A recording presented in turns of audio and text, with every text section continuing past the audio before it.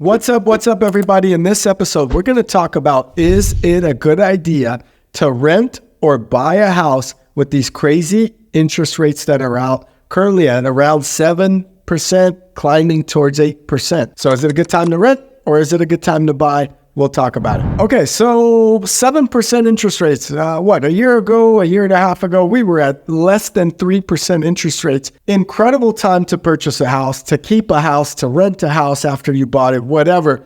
No one wants to let go of 3% interest rates. No one wants to sell their house who has a 3% interest rate and buy a house that has a 7 or 8% interest rate or even higher depending on financing. So the supply in the real estate market is very small, but is it a good time for you to consider buying a house even though the interest rate is so high? So in this video, we're going to talk about whether or not that's a great idea, and I'm going to give you my thoughts. So the very first thing to consider is you're probably not going to be able to afford the house that you want with an interest rate that's more than double of what it was a year ago. With that being said, typically $1 million house that was a year ago would cost around $3,000 or so in mortgage. Now it's probably going to be $5,700, $5,800, maybe $6,000 in mortgage, or even higher. That kind of puts you out of the ballpark of potentially buying a home. However, if you could still afford buying a home and you like the home that you see, I do think it is a good investment to purchase a property. Keep in mind, people that make the most amount of money buy during the downtime, whether it's stocks, crypto, whatever it may be. The hype is not there, not as many buyers. So therefore, they'll invest during the downtime and make most of their money on the buy.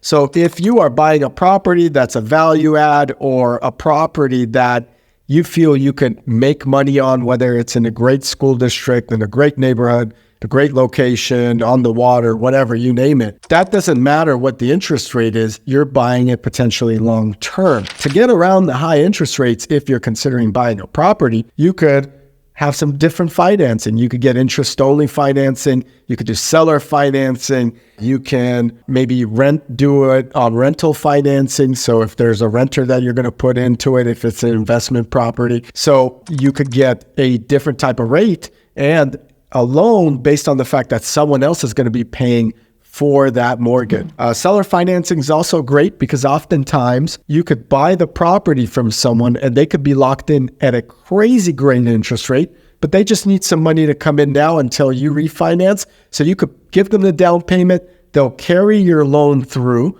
and the bank will do seller financing, or they'll do seller financing and basically give you an opportunity to pay them at a higher interest rate. So if the market rate is 7%, you may pay them 8.5%, but you may be able to get away with not even putting that much money down, and they're going to carry your balance. You still own the house, and if you can't make those payments, then they keep your deposit, plus they keep the house. So seller financing is great if you don't have a down payment and you have the seller finance that loan until they feel comfortable, or until you are ready to buy that loan out from them and refinance. That's a great way to do it. So renting nowadays potentially is expensive as well. Because of the higher interest rates, there are less buyers in the market, therefore there are more renters. So you come into this decision or crossroad and you see that the fact that you're maybe not able to afford a mortgage, but you're able to afford rent, and it may be a good time to rent as well and see where the wave takes you. However, in my opinion, right now, with the prices still remaining kind of high in the real estate market with a high interest rate, they're probably only going to balloon and go higher and higher when that interest rate dips. Can you imagine people are considering buying a house right now for $1.5 million with a 7% interest rate?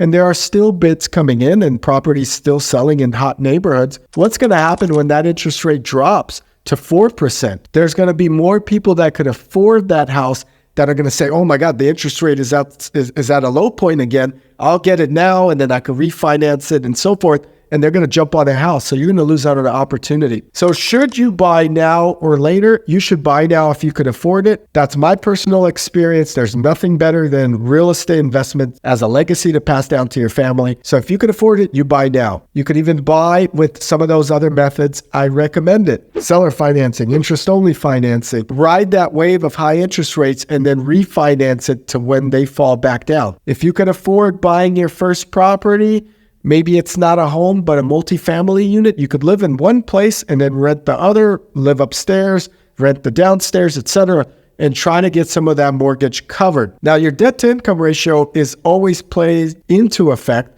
when they give you a loan. So if you have a renter and the renter is covering one of your properties or even the property you're looking at buying, or you have a contract, say to lease half the house or half the apartment to somebody, the underwriters are going to consider that as income to you, whether or not that contract has yet materialized. So you need to go ahead and take advantage of that opportunity as well. So you could find a renter. If a renter will pay you the money, great. That means now the underwriters are more comfortable lending you money to purchase the house. Remember, real estate is going to continuously go up. If we look 30 years back, the average home costs so much less than it does today, okay?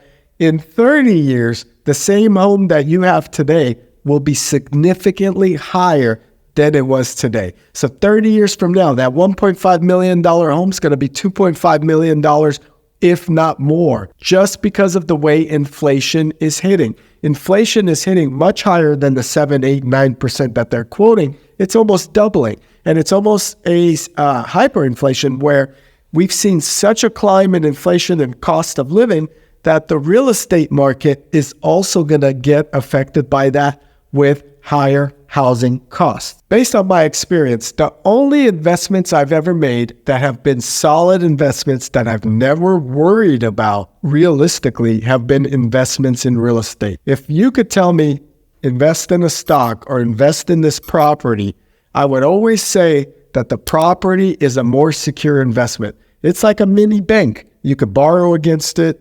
You can put stuff onto it, put liens onto it. You could do whatever. There are many things that you could do with a property where as a stock, you're not controlling it. You can't improve a stock yourself in the stock market, yet you could paint your house.